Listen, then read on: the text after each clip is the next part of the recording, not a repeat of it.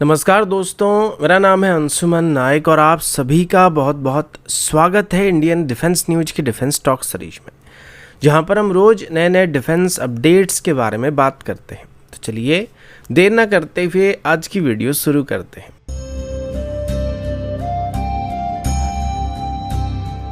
आज की पहली update smart anti rifle weapon की तरफ से है।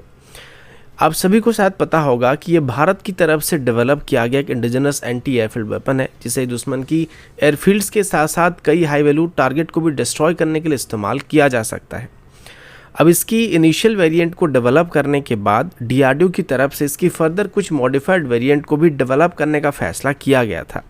उसमें से एक इसकी एक्सटेंडेड रेंज वाली वेरिएंट होने वाली थी और एक इसकी V2 वेरिएंट होने वाला था। अभी पता चला कि डीआरडीओ की तरफ से भी स्मार्ट एंटी राइफल वेपन की V2 वेरिएंट की फर्दर टेस्ट को करने का फैसला किया गया है। इससे पहले भी डीआरडीओ की तरफ से स्मार्ट एंटी राइफल वेपन या 100 की V2 वेरिएंट को 2021 में टेस्ट किया चुका था और इस टेस्ट के दौरान स्मार्ट एंटी राइफल वेपन को दो अलग अलग तरह की सीकर के साथ टेस्ट किया गया था, जिसमें से एक इलेक्ट्रो ऑप्टिकल सेंसर था और दूसरा सैटेलाइट नेविगेशन सिस्टम के साथ टेस्ट किया गया था। और इसी के साथ ये पहली बार था जब इसी स्टैंडर्ड की किसी बॉम्ब के साथ इलेक्ट्रो ऑप्टिकल सिस्टम का इस्तेमाल किया गया था। अभी डीआरडीओ की तरफ से स्मार्ट एंटी राइफल वेपन की V2 वेरिएंट की कुछ और टेस्ट को करने का प्लान किया जा रहा है। ये एक 120 केजी क्लास का वेपन होने वाला है, जिसकी रेंज इसकी प्रीवियस वेरिएंट की तरह 100 किलोमीटर के आसपास रहने वाली है, लेकिन इसकी एक्यूरेसी इसकी प्रीवियस वेरिएंट के मुकाबले कई गुना बेहतर होने वाली है, क्योंकि इसमें इलेक्ट्रो ऑप्टिकल सिस्टम मौजूद होने वाला है जो कि इसको टारगेट को एक्यूरेटली आइडेंटिफाई और डिस्ट्रॉय करने में मदद करने वाला है।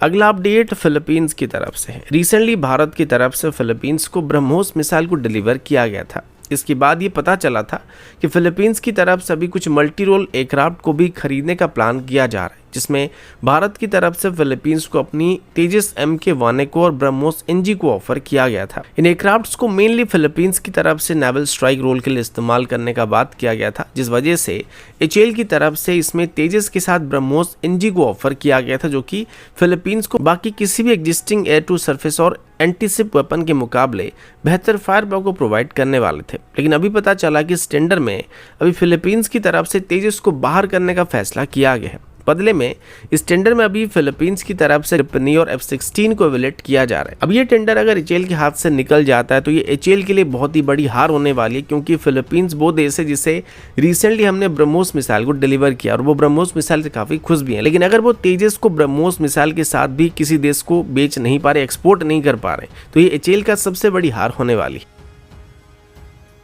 अगला अपडेट डीआरडीओ की तरफ से डेवलप किए गए very short range air defence system की तरफ से, जिसे अभी फॉर्मली वज्र का नाम दिया जा चुका है। अभी रिसेंटली इसकी कुछ सफल परीक्षण को करने के बाद अभी डिफेंस मिनिस्ट्री की तरफ से इन सिस्टम को हमारी आर्मी और एयरफोर्स में इंडक्ट करने का प्लान किया जा रहा है। अभी पहले बैच में ऐसे करीब 5000 यूनिट को हमारी आर्मी में इंडक्ट करने का फैसला किया गया है।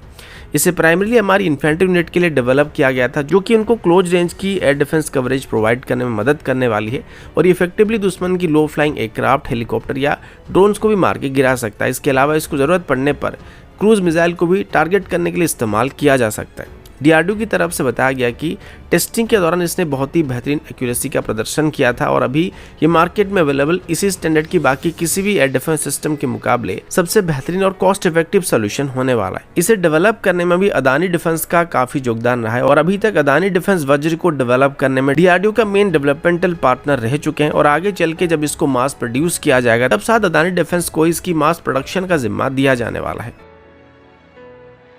अगला अपडेट LCH यानी कि प्रचंड हेलीकॉप्टर की तरफ से, जो कि हमारा इंडिजिनस अटैक हेलीकॉप्टर है। रिसेंटली इसको लेके मैंने आप सभी को बताया था कि अभी आर्मी और एयरफोर्स की तरफ से इस हेलीकॉप्टर को लेके मास ऑर्डर को प्लेस करने की उम्मीद किया जा रहा है, जिसमें 156 लाइट कॉम्बैट हेलीकॉप्टर को खरीदने का प्लान किया जा रहा है। इसी दौरान इस हेलीकॉप्टर में आर्मी की तरफ से कुछ स्पेसिफिक चेंज को भी करने का फैसला किया गया था। अभी HAL की तरफ से इसी बात को कंफर्म करते हुए बताया जा रहा है कि अभी उनको डिफेंस मिनिस्ट्री की तरफ से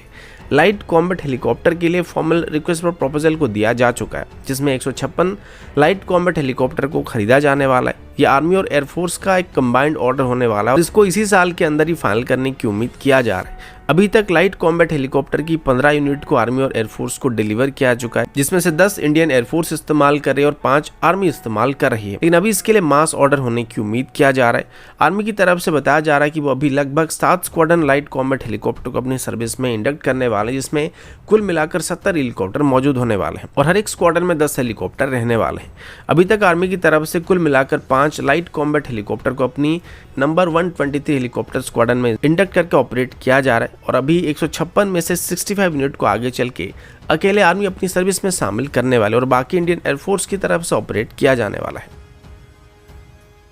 अगला अपडेट रफाल की तरफ से। रफाल अभी इंडियन एयरफोर्स का सबसे बेहतरीन एयरक्राफ्ट है और अभी इंडियन नेवी की तरफ से भी रफाल को खरीदने का फैसला किया जा चुका है। इसी बीच कुछ महीने पहले रफाल की प्रोडक्शन रेट को लेकर भी कुछ सवाल उठे थे, क्योंकि पिछले कुछ सालों में डसॉल्ट के पास रफाल की काफ़ी ऑर्डर आ चुके हैं, जिनको डिलीवर करने में डसॉल्ट को भी कई साल लगने वाले हैं। इसमें इंडियन नेवी का ऑर्डर भी शामिल था। अब पहले की बात करें तो 2020 तक डसॉल्ट की तरफ से साल भर में बस 10 से 12 रफाल को मैन्युफैक्चर किया जा रहा था, लेकिन अभी डसॉल्ट की तरफ से रफाल की बढ़ती हुई डिमांड को देखते हुए अपनी प्रोडक्शन रेट को 36 तक इंक्रीज करने का प्लान किया गया है और अभी डसॉल्ट की तरफ से साल भर में 36 रफाल को बनाने का टारगेट रखा गया है, जिसके बाद वो फर्दर अपनी प्रोडक्शन रेट को इंक्रीज करने के बारे में सोच रहे हैं। इस बीच हमारी बात करें तो हम 2015 से सुनते आ रहे हैं कि HAL तेजस की प्रोडक्शन रेट को इंक्रीज करने वाला है और 16 और 24 तक इंक्रीज करने का बात हम सुनते आ रहे हैं, लेकिन अभी तक हम मुश्किल से 12 से 16 तेजस को मैन्युफैक्चर नहीं कर पा रहे हैं,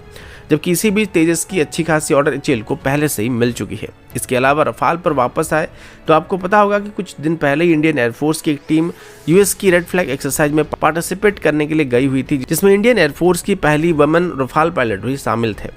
अभी पता चला कि इस एक्सरसाइज के दौरान रफाल ने काफ़ी बेहतरीन प्रदर्शन किया था, खास करके VVR डॉग फाइट के दौरान जब रफाल का सामना F-16 के साथ हुआ था तो रफाल ने हर बार VVR एंगेजमेंट में F-16 को हरा दिया था, जो कि एक तरीके से देखा जाए तो अच्छी बात है, लेकिन फिर भी हमारे सिचुएशन के हिसाब से रफाल का मेन ओपोनेंट अभी F-16 नहीं बल्कि J-20 और J-10 जैसे एयरक्राफ्ट होने वाले, तो उनको कैसे काउंटर किया जाए उसके लिए सोचना हमारे लिए ज़्यादा ज़रूरी होने वाला है। तो दोस्तों अभी के लिए इतना ही, मिलता हूँ आपसे अगले वीडियो में, तब तक के लिए जय हिंद, वंदे मातरम।